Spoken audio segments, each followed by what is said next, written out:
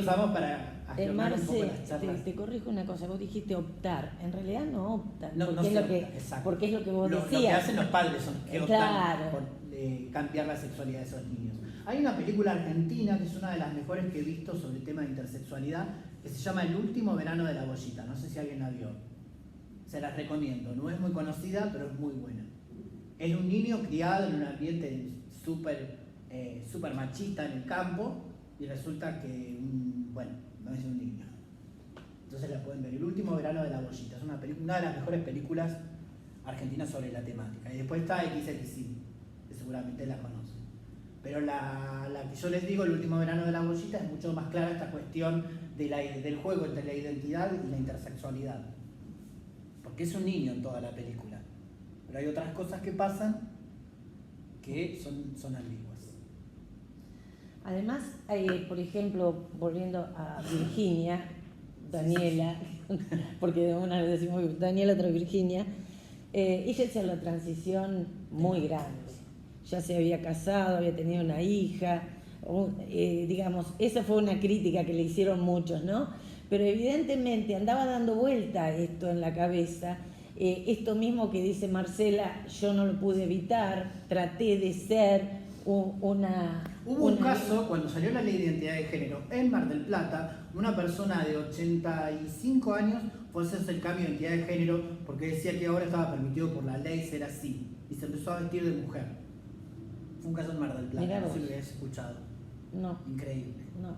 Había vivido toda una vida, sus 80 años en la clandestinidad, y cuando se hizo grande, muy grande, 85 años, se fue a hacer su cambio de identidad de género y se empezó a vestir A ver, de mujer. todavía hay mucha gente que es gay o lesbiana, no estoy hablando de trans, que es lo que más se nota, y que no blanquean, no salen del placar todavía, porque los padres todavía viven. ¿Qué le pasó a Oscar Wilde? Sí. Fue preso por ser homosexual y escribió de Profundis. Claro. Y inclusive hace una analogía con lo que hablaba Marcela, Sí, eso sí, de que se casó y a posteriori tuvo hijos. Sí. Hizo lo que se suponía que tenían que hacer. Y hay una cuestión que me juega, con la que llama Marcela, esta cuestión que me viene a la cabeza de Watson, ¿no? Sí. Americano que dice, decime qué clase de hijo querés que yo te lo fabrico. Una cuestión muy Claro. de los yanquis, ¿no? Propiamente yanqui. Nosotros cuando aplicamos la diferencia entre el género del varón y de la mujer, porque el género es una cuestión que también existen esas tecnologías. Cuando un nene está jugando, por ejemplo en la cola del banco, está con un nene, el nene agarra, saca, se abre así, se tira el pitito, juega, es como un juego, una cosa, no te toques el pito, no pasa nada. Pero si una nena está en la cola del banco, mira así, no te toques ahí, le pegan en la mano y da vergüenza. Y es no te toques ahí, ni siquiera lo nombran. En cambio con el nene pasa diferente.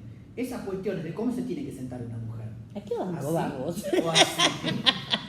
Es una manera de decir, Bueno, más falta que... Pero los niños tienen esas cuestiones. Nosotros hasta los 4 años nos empezamos a tocar. Después nos olvidamos y volvemos como a los 12 a tocarnos de nuevo. Es una cuestión que es de todos los seres humanos. Entonces, ese descubrimiento...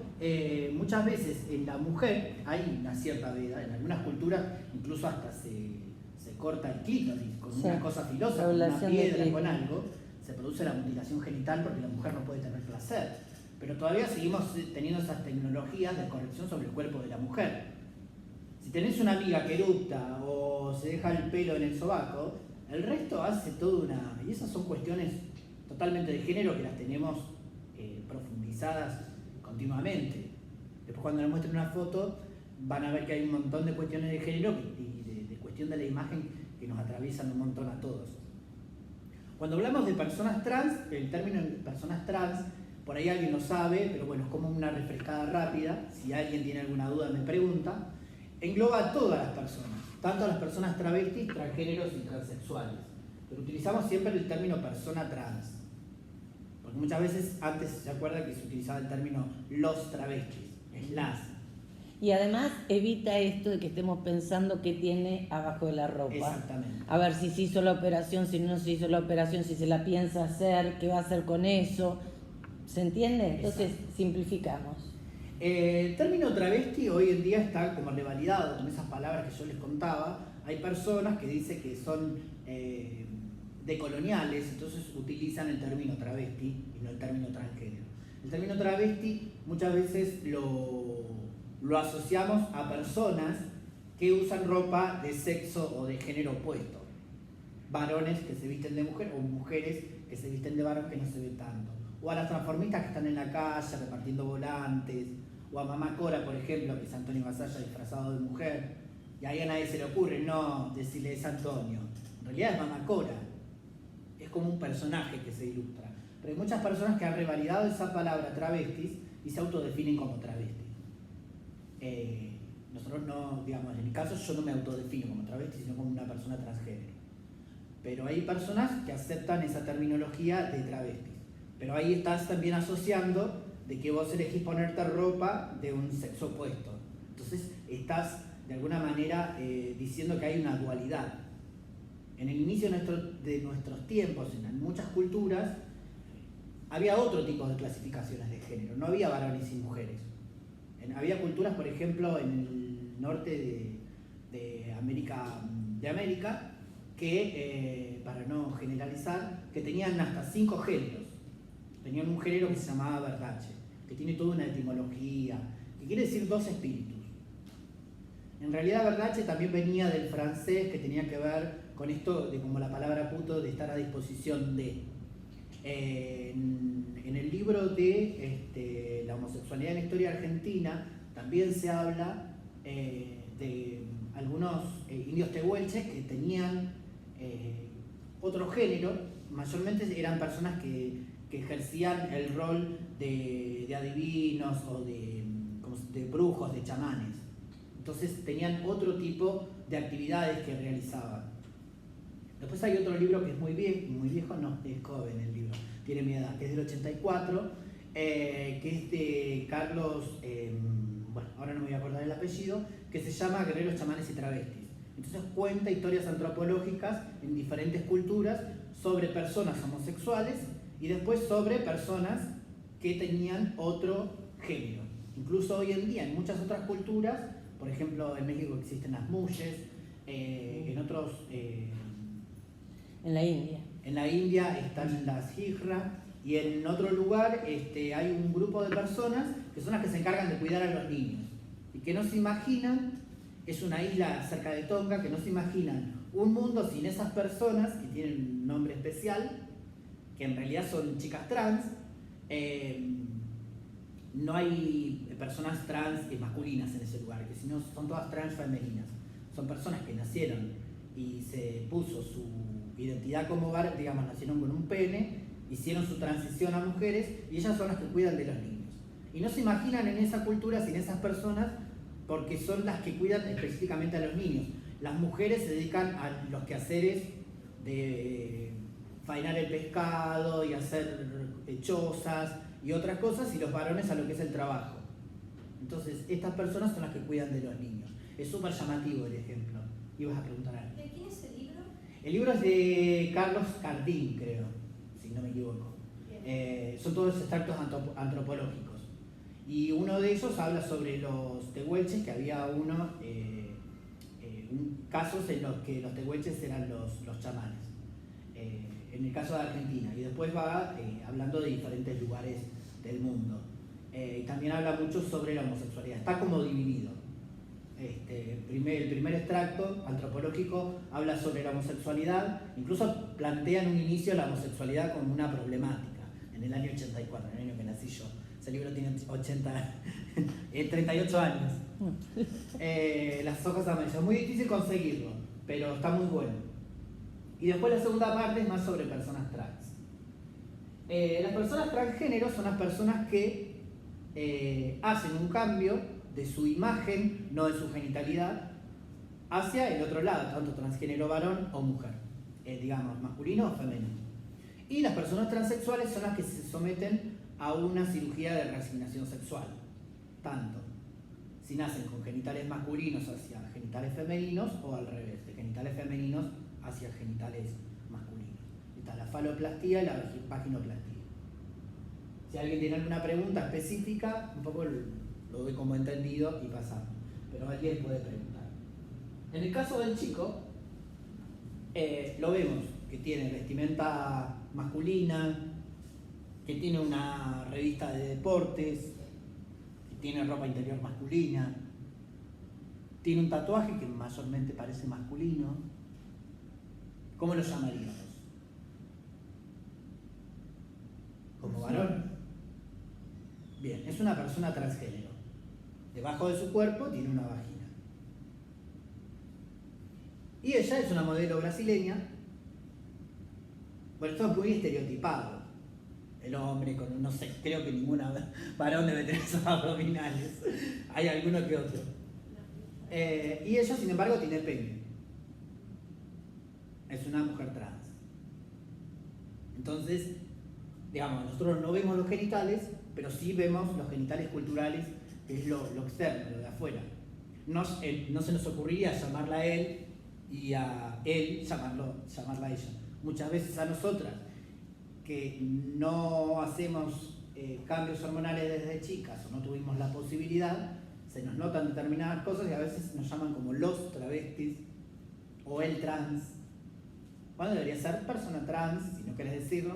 O, por ejemplo, cuando yo fui de fiscal, alguien me trataba de varón y le digo, ¿no hiciste la capacitación? Me dice, sí, pero es la primera vez que me pasa. Digo, sí, pero hoy soy yo. Si me lo decís afuera te cago a trompadas, le digo. Porque, claro, había hecho la capacitación y me trataba de varón. Y hay personas que les afecta, al punto tal de que vos vas a pedir un turno porque te estás muriendo realmente y querés ir al hospital, y vos vas con esta fisonomía y te tratan de varón y después no volvés nunca más al hospital.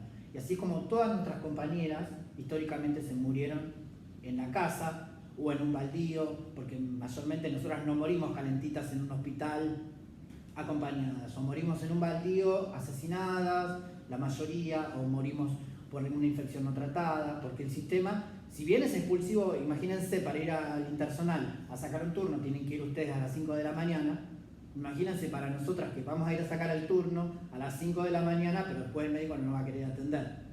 Entonces sucede eso, o el mismo sistema cuando vos vas con un documento que no te pertenece, no te llaman por tu apellido, que es más fácil. Vos no querés tratar a una persona como ella o como él, llamala por el apellido. Incluso si una chica va con el pelo corto, si es una quimio y va con el pelo corto y tiene rasgos un poco masculinos, tenés que llamarla por el apellido, si no sabes. Es la forma más fácil. Yo siempre digo, mejor llamar por el apellido. No, señor, señora o lo que sea. Entonces, digamos, no hablamos de un lenguaje inclusivo de todo con él, sino simplemente de llamar a la persona por el apellido, muchas veces. No tratar de imponer, sino imponer cosas que sean más accesibles para todo el mundo. Pero bueno, perdón por estos estereotipos que son los estereotipos clásicos de nuestra cultura, del varón físico-culturista con buen lomo, lejos estamos de eso. Porque nuestras personas trans, por ejemplo, los varones trans argentinos pasan muy desapercibidos porque son gorditos, petizos, culones, pasan como un varón más barbudo. Entonces, las mujeres trans argentinas son un poquito más altas, tenemos otra contextura física, entonces ya es más fácil. Me ven a mí, me ven a un varón trans, ¿quién piensa que es trans? Yo. Porque se nota de lejos muchas de nuestras características. Nuestro cuerpo habla de alguna manera. La verdad que hay un prejuicio bastante marcado que con los varones trans no los toman por varones trans sino por tortas, porque tienen características de tortas. Exacto. En cambio con las mujeres trans es como, por ahí como decías, Sí. más notorio. Exactamente, sí, sí.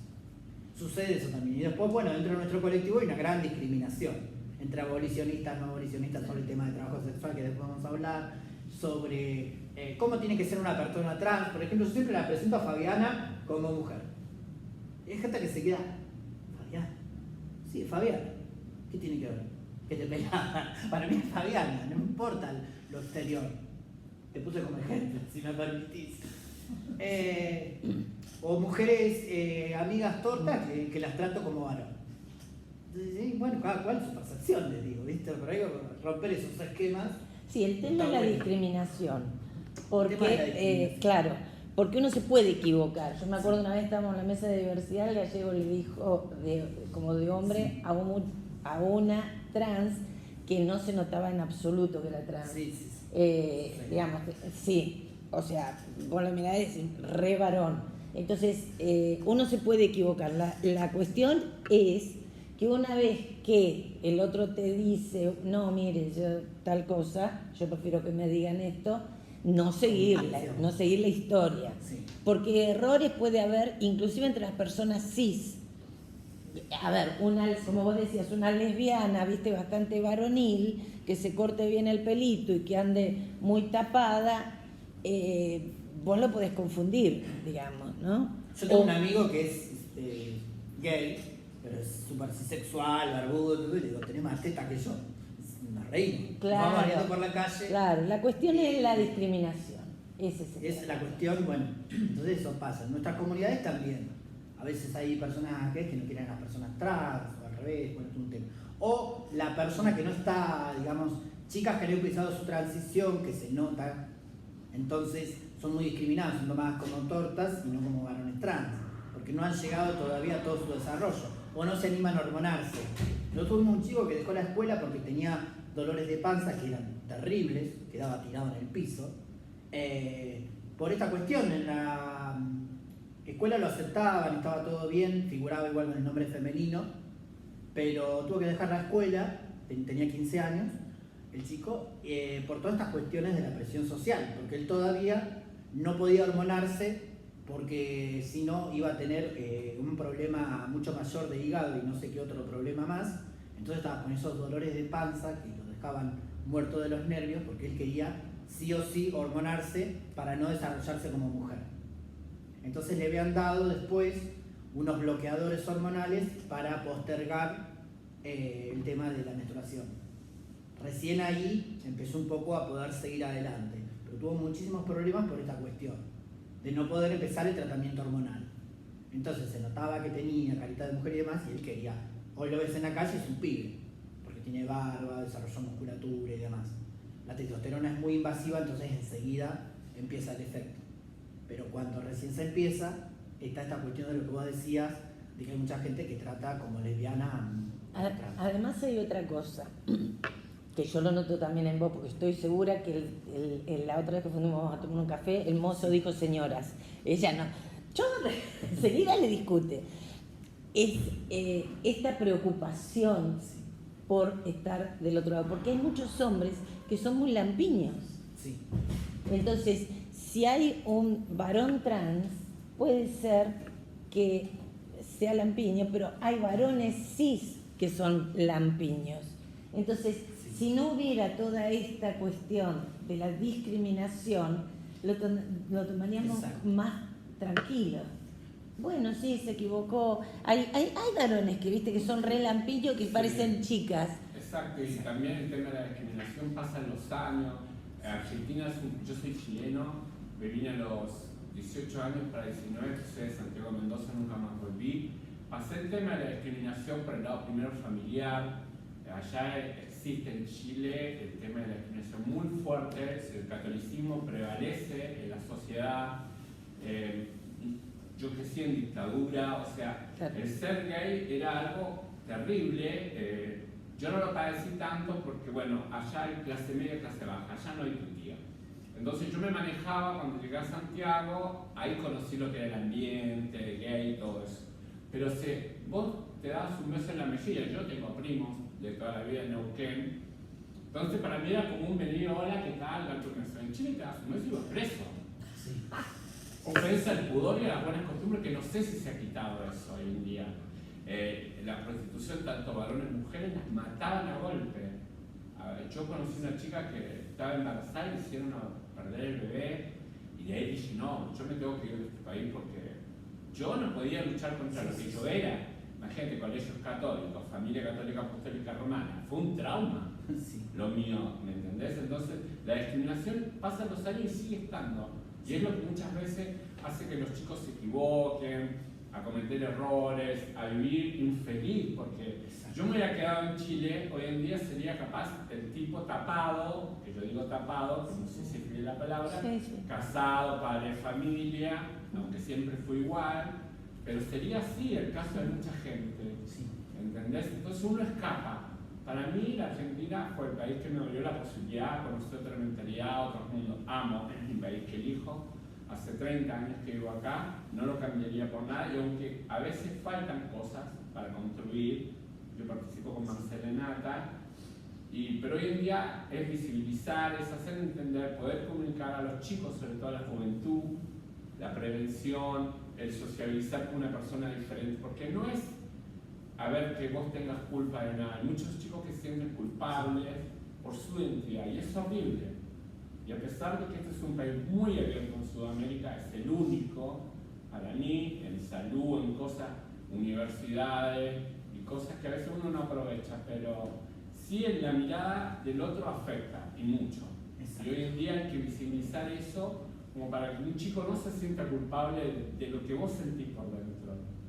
¿Me entienden? Porque no es solamente el de afuera, porque uno caretea a veces. Es como decimos, Daniela fue una persona que transitó una vida, fue padre, tuvo una vida, y cuando pudo hacerlo hizo un cambio grande, y después luchó, fue una persona que luchó para la identidad, ayudó a mucha gente, iba a los colegios, hizo mucho, y fue muy criticada en lo personal. Yo la conocí como persona y agradezco haber tenido esa posibilidad porque me abrió más la mente en poder educar, en ayudar, en enseñar, por lo cual con Marcela en Nata hacemos campaña de prevención y me gusta y voy y estamos, porque hoy en día es importante hacerlo ver en notoriedad y dejar de lado eso de la mirada que duela, porque la discriminación es una palabra que dice la gente lo toma como así, pero duele, lastima.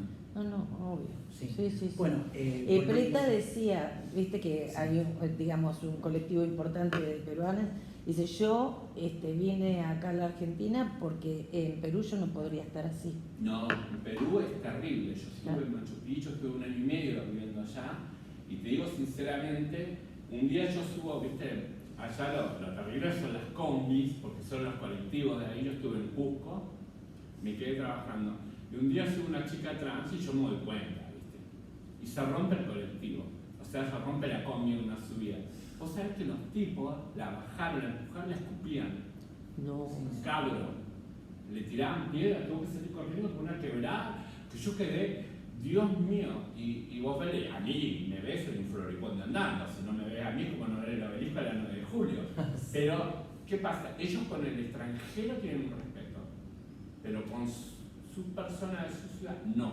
Son muy educados, chapó, la verdad que todo, pero con la gente de gays es horrible el trato, cómo les pegan. Sí, todavía en muchos países de Latinoamérica, como Perú, siguen habiendo violaciones correctivas. Cuando una chica parece que va a ser lesbiana, se organiza una violación para que le empiece a gustar los hombres. Y sin embargo, pensando en Latinoamérica, en otros países limítrofes, también en Argentina eso sucede, tanto en Santiago del Estero como en algunos lugares de Misiones, o lo que le llaman chineo en el norte. Sí. Eso sigue sucediendo, una práctica muy común que todavía hoy en el 2022 no fue erradicada. Seguimos teniendo todos esos casos en el norte. Sí, no, iba a decir exactamente eso, porque si bien hoy en día contamos con algunas leyes que regulen estas cuestiones, seguimos con una tradición y una cultura que sigue utilizando medidas correctivas sobre los cuerpos o cuerpas de las personas que se pronuncian por fuera de los cánones hegemónicos. Exactamente. Eso y algo Sí, son prácticas muy comunes que nos va a costar todavía varias décadas erradicar. Bueno, el tema de las transiciones, ¿para dónde? Es la misma persona. Como les decía, la testosterona es muy invasiva, con un mes de testosterona se logran esos cambios. Hoy en día, por suerte, existe la depilación definitiva, entonces podemos transicionar para acá. Nunca averigüé sobre la persona de la foto, porque me pareció bueno dejar la duda y mantener la duda de dónde para dónde, pero es la misma persona. Eso es lo bueno de las cuestiones de la transición. El término trans es un término que se usa en química, que se usa para definir lo que va hacia el otro lado. Cis es de este lado y trans es hacia el otro lado. Así de simple. Bien. Y también hay otras expresiones de género que ahí las enuncio, porque hoy en día también el colectivo de personas no binarias que no aceptan esta cuestión de la imposición, incluso en la investigación, también hoy en día se están hablando de las investigaciones queer, en salirse de esos moldes del binarismo cultural, de varón-mujer, y como en la naturaleza existe también esta cuestión de la diversidad, también existe en la forma de manifestar nuestra identidad. Bueno, acá hay diferentes ejemplos de cómo las personas pueden verse y no definirse en algún sentido. En aquel caso es una persona que es un drag king, que son personas que exacerban la masculinidad. Nosotros estamos acostumbrados a las drag queens que son dresser a girl, vestida como mujer, quiere decir drag. Que hay incluso hasta muchos programas. Y también existen las drag king, que son mujeres que exacerban la masculinidad y a veces la forma de vestir y demás hacen de una identidad sexual o de una identidad de género, como en el caso de las personas de género fluido, que algún día se sienten más hacia algún lugar u otro. Hay muchas críticas sobre esto, no se está tan acostumbrado a esta cuestión, pero incluso en Argentina es el segundo o tercer país en tener la posibilidad de tener una X en el documento, que me parece bien. Bueno, acá hay otros ejemplos en otros lugares del mundo, no me voy a detener mucho en esto, si quieren andamos. En Albania hay unas mujeres que cuando se termina el apellido, porque no hay varones para dejar descendencia, se visten como varones y tienen, digamos, hay como una reunión en el pueblo donde se decide que esa mujer puede continuar como un varón. Se llaman, creo que, gamellas. Y adoptan toda una vida masculina. Y en el otro caso son las personas hijas de la India, que es el primer país del mundo en tener un DNI con la T de transgénero. Antes, bueno, históricamente, muchas de estas personas fueron masacradas por el Imperio Británico, porque ya existía el tercer género en la India. Incluso hay un lugar donde hay una festividad donde son todas personas transgénero, y ahí se hizo como una especie también de trabajo social para que las personas puedan estar expendiendo los pasajes de trenes, barriendo las calles, pero muchas hoy en día siguen mendigando a los trenes, y ahí se cree que si vos no le das una ofrenda va a caer una maldición sobre un hijo, entonces mayormente ya viven de limosnas en los trenes y en las calles. Es muy, muy común ver. Se llaman hijras, pueden buscar, hay varios documentales, incluso de la festividad de la India, tiene un nombre larguísimo. Bueno, vamos a hacer un resumen ya pasando cuestiones. Bueno, hay muchos otros ejemplos de otras personas trans en el mundo, de prácticas culturales, como el de las Muyes en México, que incluso van a una iglesia católica, hacen toda una procesión. Pero hay muchos ejemplos sobre cómo la cultura ha englobado y ha incluido a las personas trans dentro de sus prácticas y han sido incluidas y no excluidas de la vida en comunidad. En Argentina nos vamos a basar por ahí un poco que todavía sigue existiendo la violencia en el hogar, se nos echa a muy temprana edad de nuestras casas, como le ha pasado a Fabiana, que se tuvo que ir a otro país. Muchas personas vienen porque acá pueden tener la posibilidad de cambiar su nombre, aunque cuando vuelven a sus países vuelven con su nombre de origen. Porque en algunos otros países no hay ley de identidad de género. En nuestro caso sí tenemos la ley de identidad de género en España, en Uruguay y en Estados Unidos, y en algunos otros lugares, como fue el caso de Chile, durante muchos años tenían que firmar, los médicos legistas tenían que firmar un documento en donde se decía que la persona no pertenecía a su género con su identidad dada al nacer. Entonces con el aval de los médicos psiquiatras podías hacer una intervención quirúrgica. Era así que muchas personas en Argentina juntaban dinero y se iban a operar a Chile.